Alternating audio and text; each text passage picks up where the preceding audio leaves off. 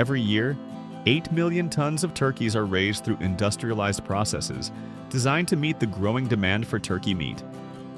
Modern farming methods use advanced breeding techniques, automated feeding systems, and watering machines that operate around the clock.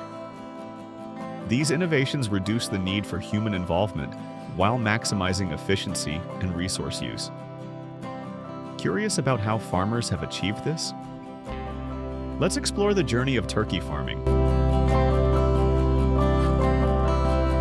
In the past, turkey farms operated outdoors, providing turkeys with spacious, natural environments to grow freely. This approach kept the birds healthy, produced flavorful meat, and met organic farming standards. However, as demand increased, outdoor farming couldn't keep up, leading farmers to adopt indoor farming models. Today, millions of turkeys are raised indoors in facilities equipped with modern temperature, lighting, and humidity control systems. These advancements streamline the rearing process, improve production efficiency, and meet the demands of a growing market.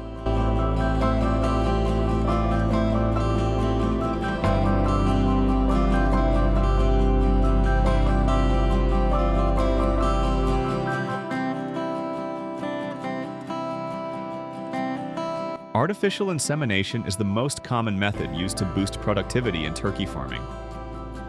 This process is conducted 4 days a week, with each turkey being inseminated once per week. Farm staff can inseminate approximately 500 to 600 turkeys per hour. After the turkeys choose a nest to lay their eggs, a smart timer system in the egg nest activates. Once the eggs are laid, they are automatically transferred to a conveyor belt. This system ensures continuous egg collection while minimizing the risk of contamination. The collected eggs are then transported to the incubation area, where incubators are carefully programmed to control temperature, humidity, and egg rotation. These precise settings create the ideal environment for embryo development. The egg-turning mechanism in the incubator mimics the natural movements of a mother hen, helping to evenly distribute heat and humidity while preventing the embryo from sticking to the eggshell. After approximately 30 days in the incubator, the eggs hatch into chicks. The chicks are then placed on a sorting line where skilled staff determine their gender. The most common and accurate method is vent sexing, which involves examining the chick's cloaca for gender-specific characteristics. Each worker can sort between 500 and 1,000 chicks per hour. Once sorted, the chicks are carefully transported to rearing farms where they are raised, either for egg production or breeding purposes.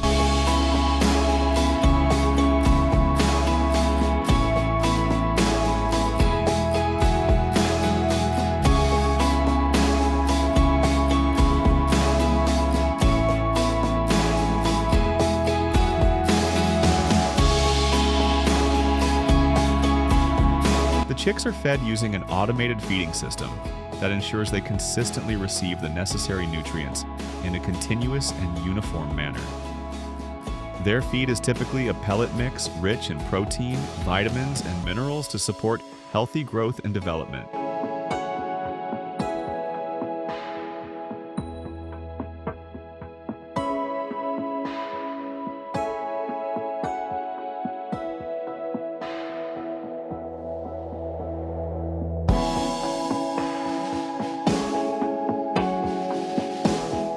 The time it takes for turkeys to reach harvest weight depends on their gender. Hens usually take 12 to 14 weeks to reach a weight of 5 to 6 kilograms, while toms require 16 to 20 weeks to grow to 10 to 15 kilograms.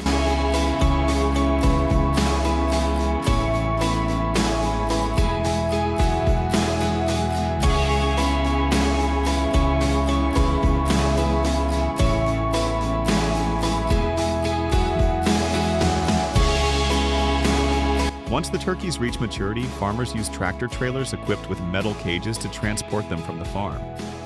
The metal cages are designed to securely hold and protect turkeys during transportation from the farm to the processing facility, minimizing injuries and stress.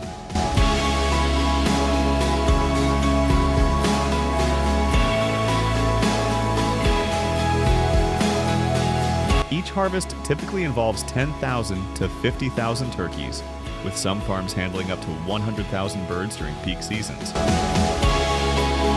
The The turkey processing industry is increasingly modernized thanks to advanced equipment and technology.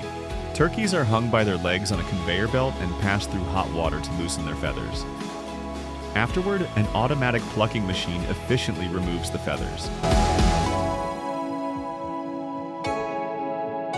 Next, the turkeys move along the conveyor belt, where an incision is made near the posterior part of their bodies and their legs are removed. This process is performed quickly and uniformly using an automatic leg cutting machine.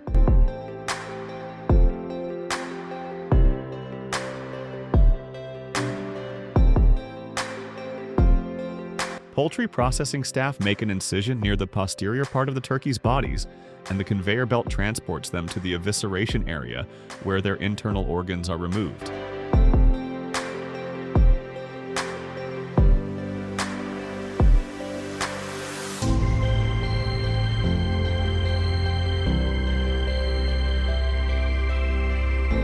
In large-scale processing plants, cutting machines equipped with sensors and automatic blades ensure precise operation, processing 5,000 to 10,000 birds per hour.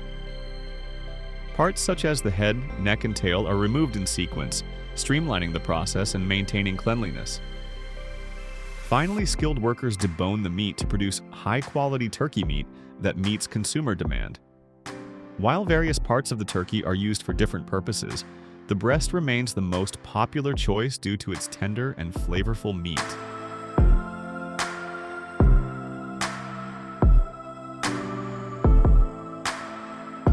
Turkey holds a special place in Western holiday traditions, particularly during Thanksgiving in the United States and Canada, as well as Christmas celebrations.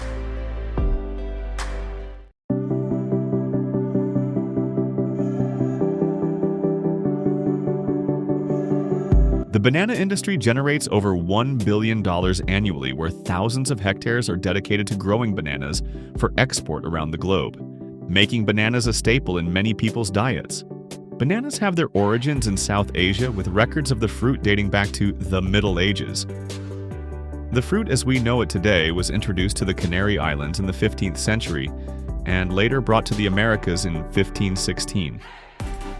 While many Europeans think of bananas mainly as a dessert, this fruit plays a vital role in the daily diets of more than 400 million people across over 100 tropical countries. Bananas achieve their highest productivity in warm and humid climates, with temperatures between 20 degrees Celsius and 30 degrees Celsius, and at altitudes below 1,300 meters above sea level. It is crucial to plant bananas in areas sheltered from strong winds, as these can significantly harm the plants. The ideal soil for banana cultivation is fertile, deep, and well-draining, containing 3% to 5% organic matter. High-quality soil is essential for the plant's growth, proper development, and the production of premium quality fruit. Large-scale banana farming requires a highly organized structure, often compared to a military system. At the foundation of this structure are workers whose roles are vital throughout the process from planting to harvesting. These workers are overseen by field managers responsible for specific areas, typically ranging from 40 to 70 hectares. The farming involves substantial effort and coordination to ensure efficient production and optimal results. In banana farming, there is typically one person assigned per hectare, which can lead to soil compaction due to constant trampling, especially after rain. Every 12 years, the plantations are renewed by removing old plants and preparing the soil for new ones. This process can take about 2 weeks after planting. Around 20 weeks after planting, banana plants begin to bear fruit, and the first bunch is harvested 11 to 12 weeks later, completing a cycle of 31 to 32 weeks. Bananas primarily require potassium, but a balanced nutrition plan is essential to avoid nutrient imbalances. Fertilization is done in stages throughout the year to meet the plant's needs. The quality of bananas is determined by their size or calibration. The length of banana fingers typically needs to be at least 8 inches, though this standard can vary by market. The harvesting process begins with a technique called making the 7. This involves making a precise cut in the plant toward the bunch, causing it to tilt, after which a cutter removes the bunch. The bunch is then placed on a cableway system and loaded into convoys of 20 to 25 bunches for transport to the packing house for further processing. At the packing house, great care is taken in handling the fruit. Each bunch is meticulously recorded, including details such as calibration, finger length, and the number of hands.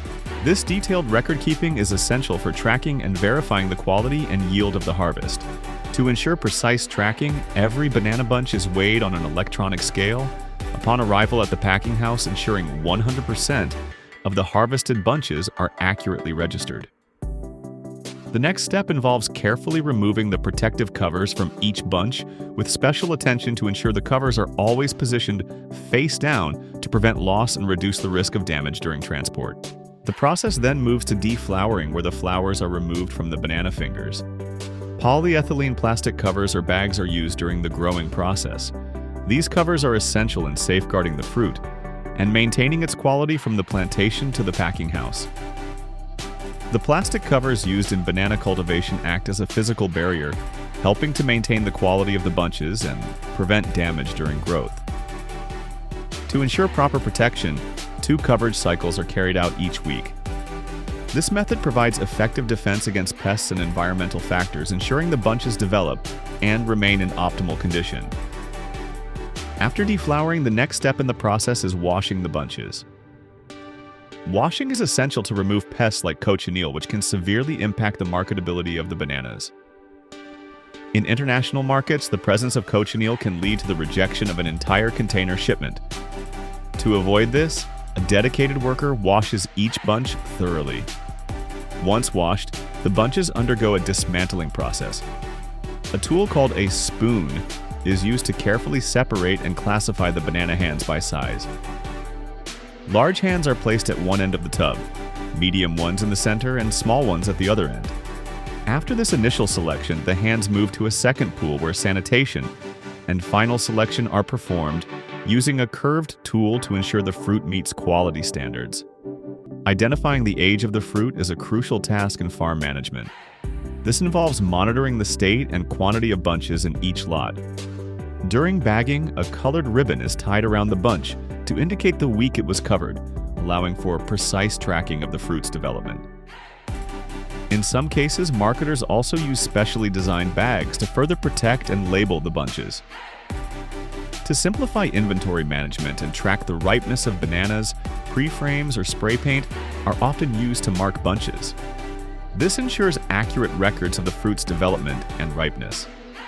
After classification, a team of 3 workers takes charge of filling the trays. The fruit is arranged strategically with smaller bunches placed at the front, medium-sized ones in the center, and the largest at the back.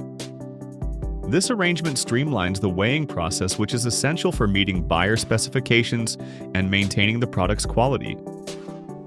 Once arranged, the fruit is fumigated to protect it from fungal infections, viruses, or bacteria, as the cuts made during the selection process can leave the bananas vulnerable to these threats.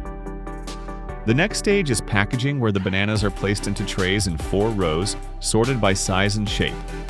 Once the trays are filled, the fruit is sealed and packed into boxes. Each box holds between 100 and 102 banana fingers, depending on their weight, which usually ranges from 41.5 to 44 pounds. Maintaining consistent weight standards is essential to ensure the uniformity and quality of the final product.